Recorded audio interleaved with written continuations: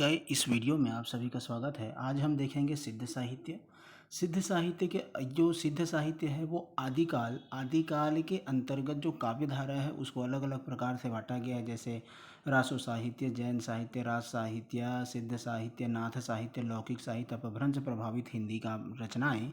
तो आज हमारा जो विषय है वो है सिद्ध साहित्य। सिद्ध साहित्य देखेंगे जो कि आदिकाल के काव्य का एक भाग है। सिद्ध साहित्य, सिद्ध शब्द से अभिप्राय है साधना में दक्ष साधक, जिन्होंने विलक्षण सिद्धियां प्राप्त कर लिया हो। वह अपनी मंत्र शक्ति से चमत्कार पैदा कर सकता है तथा वही सिद्ध है, मतलब जिन्होंने दक्ष साधन प्राप्त किया है। महात्मा बुद्ध के उपरांत बौद्ध संप्रदाय दो शाखा में बट गया था। एक है हीनयान और दूसरा है महायान। महायान भी दो शाखा में बट गया था। उसके बाद महायान दो शाखा में बटा। एक है सहजयान और वज्रयान। इन्हीं वज्रयान कवियों के द्वारा रचा गया साहित्य सिद्ध साहित्य के नाम से जाना जाता है। मतलब बौद्ध साहित्य, बौद्ध है, बौद्धों के दो पार्ट हुए, हीनयान, महायान। फिर महायान के दो भाग हुए, सहजयान, वज्रयान। और वज्रयान कवियों के द्वारा जो साहित्य लिखा गया उसको सिद्ध साहित्य कहा जाता है। मतलब हम कह सकते हैं कि आदिकाल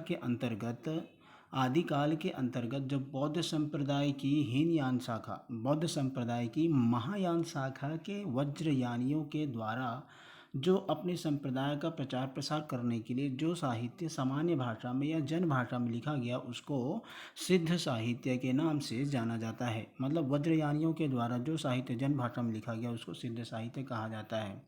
सिद्धों का चरम उत्कर्ष 8वीं से 10वीं शताब्दी के मध्य था।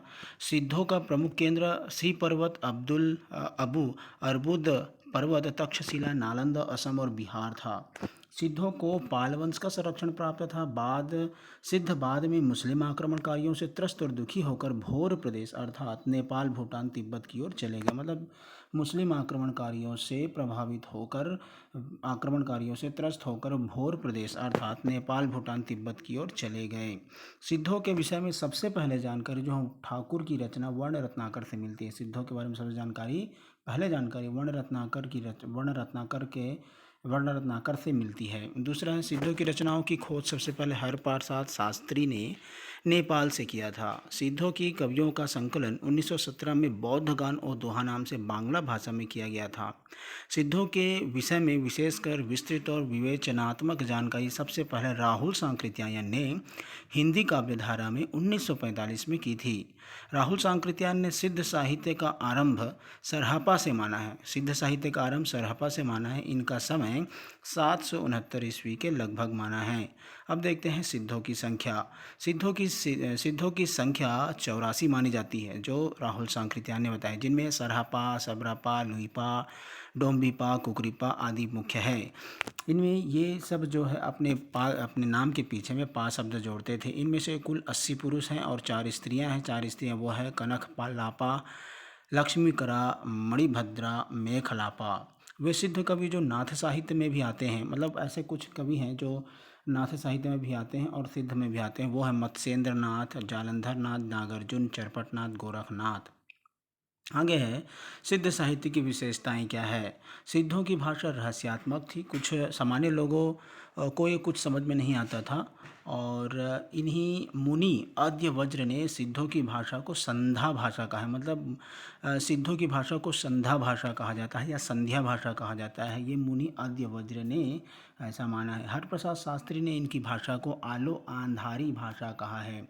सिद्धों की भाषा अपभ्रंश का विकसित रूप तथा हिंदी का आरंभिक रूप था। जो सिद्धों की भाषा थी अपभ्रंश का विकसित और हिंदी का आरंभिक रूप था। एकदम स्टार्टिंग का था ये, एकदम अपभ्रंश का विकास हो चुका था और हिंदी का आरंभ उस समय हो रहा था।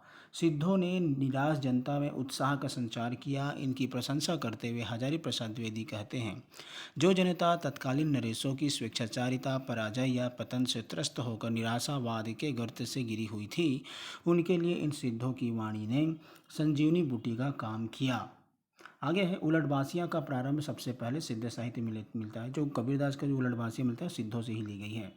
प्रमुख सिद्ध कवि कौन कौन से? सरहपा है, सबरपा है, लुइपा है, कन्हप्पा है, गोरक्षपा है, कालपा है, कुंडलिपा है। तो इनके बारे में हम देखेंगे। सबसे पहले आता है आपके सरहपा के संबंध में विवाद है। तो ये माना जाता है कि सरहपा जो है सबरपा के लुइपा लुइपा जो है सब्रपा के शिष्य थे, सब्रपा जो है सरहपा के शिष्य थे।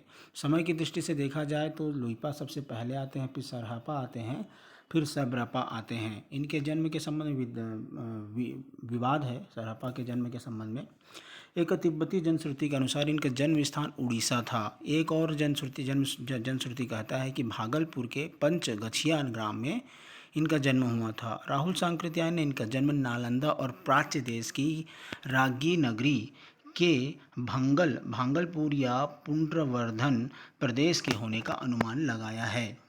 सरहपा को कोसी अंचल का कवि माना जाता है। सरहपा को कोसी अंचल का कवि माना जाता है। विषय वस्तु और कला पक्ष की दृष्टि से सरहपा को सिद्ध साहित्य का प्रतिनिधि कहा जा सकता है। मतलब सिद्ध साहित्य के प्रतिनिधि कवि हैं सरहपा। सरहपा को बौद्ध धर्म की वज्रयान और सहजयान शाखा का प्रवर्तक या आदि सिद्ध कवि कहा जा सकता है। मतलब ये सबसे पहले थे। राहुल सांकृत्यायन ने इन्हें हिंदी का पहला कवि माना है। क्वेश्चन आता है कि हिंदी का पहले कवि कौन है, तो आपको ये बताना होगा कि हिंदी का पहले कवि सरहपा हैं। सरहपा को कई नाम से जाना जाता है। इनको सरोज वज्र भी कहा जाता है, वज्र भी कहा जाता है, सरोरूह भी कहा जाता है, राहुल भद्र भी कहा जाता है, सरोज वज्र भी कहा जाता है, सरोरूह वज्र भी कहा जाता है, पद्म तथा पद्म वज्र भी कहा जाता है। ऐसा माना जाता है कि सिद्ध बनने से पहले उनका नाम राहुल भद्र था। इनका नाम राहुल भद्र भी एक था। एक बार उन्होंने सर बनाने वाली युवती की मुद्रा बनाई थी, उसके बाद इसका नाम सरहपा हो गया। सरहपा पाल वंश शासक धर्मपाल के समकालीन थे। ये पाल वंश के शासक धर्मपाल के समकालीन थे। वे ब्राह्मणवादी वैदिक विचारधारा के विरोधी थे। राहुल सांकृत्यायन के अनुसार सरहपा हरिभद्र नाम के बौद्ध दार्शनिक के शिष्य थे। हरिभद्र के शिष्य थे। सरहपा की रचनाएं, इनकी रचनाएं 32 रचनाएं हैं, जिनमें दोहा कोश सबसे प्रसिद्ध है। दोहा कोश इनकी रचनाएं हैं। सरहपा के दोहा कोश की 3 प्रतियां उपलब्ध है। पहली प्रति दोहे में है, 20 दोहे हैं, दूसरे में 12 दोहे हैं और तीसरे में 4 दोहे हैं। 4 संत चतुष्पदिया और 2 मुक्तक मिलते हैं। आगे आता है सब्रपा। पहले सरहपा हो गया है, सरहपा के बाद है सब्रपा। सब्रपा का समय 780 ईस्वी माना जाता है। ये सरहपा के शिष्य थे। इनका जन्म क्षत्रिय वंश में हुआ था, किंतु सब्रों की जाति में जीवन व्यतीत करने के कारण ये सब्रपा नाम से प्रसिद्ध हुए। सब्रपा राजा धर्मपाल के समकालीन थे तथा विक्रमशिला विश्वविद्यालय के प्रधानाचार्य थे। सब्रपा की प्रमुख रचनाएं हैं। चर्यापद इनकी प्रसिद्ध रचना है। चर्यापद आचरण के संबंध में बताया गया है। महामुद्रा वज्रगीति यह साधनात्मक रचना है और है वज्र योगिनी साधना, ये सब्रपा की रचनाएं हैं। कुछ तथ्य देख लेते हैं। विशेष तथ्य, बाह्य आडंबरों का विरोध करते हुए सहज जीवन पर इन्होंने बल दिया है तथा सहज जीवन को ही महासुख की प्राप्ति का एकमात्र साधन बताया है। इन्होंने माया मोह का विरोध किया है। और चर्यापद की कुछ प्रमुख पंक्तियां हैं। छाड़ू छाड़ू मा मोहा विशुद्ध विषप दुदोली महासुखे विल संति सबरो लैया गुण महोली। ये चर्यापद में 106 पद हैं, जिसमें मुक्तक और दोहा छंद में रचित है। आगे आते हैं लुइपा के बारे में देखते हैं। राहुल सांकृत्यायन और रामचंद्र शुक्ल के अनुसार इनका समय 773 ईस्वी है। यह सर्वमान्य है। आचार्य हजारी प्रसाद द्विवेदी के अनुसार इनका समय 830 ईस्वी मान्य नहीं है। मतलब इनका 773 ईस्वी मान्य है। हजारी प्रसाद द्विवेदी ने बताया है वो मान्य नहीं है। लुइपा भी राजा धर्मपाल के समकालीन थे। इनका जन्म एक कायस्थ परिवार में हुआ था। ये सब्रपा के शिष्य थे। इनकी एकमात्र रचना है लुइपाद गीतिका। इनकी लुइपा की एकमात्र रचना है लुइपाद गीतिका। लुइपाद गीतिका उपदेशात्मक रचना है। इसमें 240 पद है। यह खंड काव्य है। वर्णिक कथा के माध्यम से सहज जीवन के महत्व को समझाया गया है। डॉक्टर नगेंद्र के अनुसार साधना की दृष्टि से 84 सिद्धों में से सबसे ऊंचा स्थान लुइपा का है। सबसे टॉप में सबसे ऊंचा स्थान किनका है, तो लुइपा का है। सभी विद्वान इनसे सहमत हैं। कढ़ाप्पा ने अपनी रचना चर्याचार्य विनिश्चय में लुइपा को सहज धर्म का प्रथम आचार्य माना है। लुइपा के साधना का प्रभाव को देखकर उड़ीसा के तत्कालीन शासक दारिकपा, मूल नाम जो मोहन और क्षत्रिय थे, और उनके मंत्री डेंगीपा लुइपा के शिष्य बन गए थे। इनका बहुत ज़्यादा प्रभाव था। राहुल सांकृत्यायन ने इनकी 2 रचनाओं का उल्लेख किया है, बुद्धोदय और अभिसमय विभग। ये दोनों रचनाएं वर्तमान में उपलब्ध नहीं हैं, बुद्धोदय और अभिसमय विभग। आगे है लुइपा गीतिका की प्रमुख पंक्तियां हैं। का तरवर पंच विड़ाल चंचल चिये पैठो काल, दिट्ठ करिय महा सुख परिणाम लई लई भड़े गुरु पुच्छई जान। सिद्ध कवियों में सबसे रहस्यवादी कवि लुइपा थे। आगे आता है कणहप्पा के बारे में देखेंगे।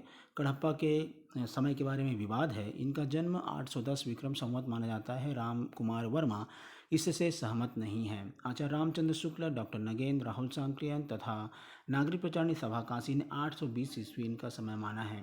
इनका मूल नाम कर्णप्पा था। कृष्ण वर्ण के होने के कारण ये कर्ण कृष्णप्पा कहलाए प्रसिद्ध थे। कृष्णप्पा के नाम से प्रसिद्ध थे। कणहप्पा के गुरु का नाम जालंधरपा था। कणहप्पा महाराज देवपाल के समकालीन थे।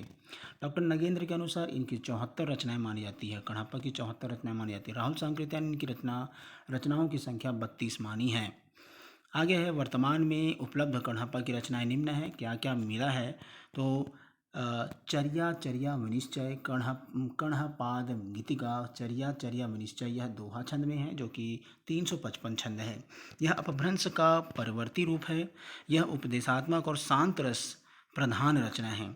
काव्य कला की दृष्टि से कणहप्पा सिद्धों में सबसे श्रेष्ठ और बड़े कवि थे। काव्य कला की दृष्टि से कणहप्पा सबसे श्रेष्ठ और बड़े कवि थे सिद्धों में। और राहुल सांकृत्यायन के शब्दों में कणहप्पा पांडित्य और कवित्व में बेजोड़ थे। कणहप्पा के पांडित्य और विद्वता से प्रभावित होकर अधिकांश सिद्ध इनके शिष्य बन गए थे। डोम्बिपा के बारे में देखते हैं। अधिकतर विद्वानों ने इनका समय 840 ईस्वी माना है जो कि सर्वमान्य है। इनका जन्म मगध में हुआ था। क्षत्रिय वंश के थे। इन्होंने 2 गुरु बनाया था। एक गुरु का नाम है विणापा और दूसरे गुरु का नाम है विरूपा। इनकी कुल 21 रचनाएं मानी जाती हैं जो कि सर्वमान्य है। इनकी रचनाएं हैं कुछ डोभी गीतिका, डोम्बिपा का है डोभी गीतिका, अक्षर द्विकोपदेश, योगचर्या इनकी सबसे महत्वपूर्ण रचना है। अक्षर द्विकोपदेश अधिकतर ये प्रश्न में पूछा जाता है। अन्य कुछ कवि हैं इनके अलावा जो है कुकुरिप्पा, इनका समय 897 है। इनकी कुल 16 रचनाएं हैं। विरूपा है 897 समय इनका है। योग दर्शन सार इनका है रचना। दरीकपा है 890 ईस्वी में संवत में इनका जन्म समय है। और दरीकपा रसानुभूति वर्णन ये इनकी रचनाएं हैं। तो आज के वीडियो में बस इतना ही। वीडियो देखने के लिए धन्यवाद।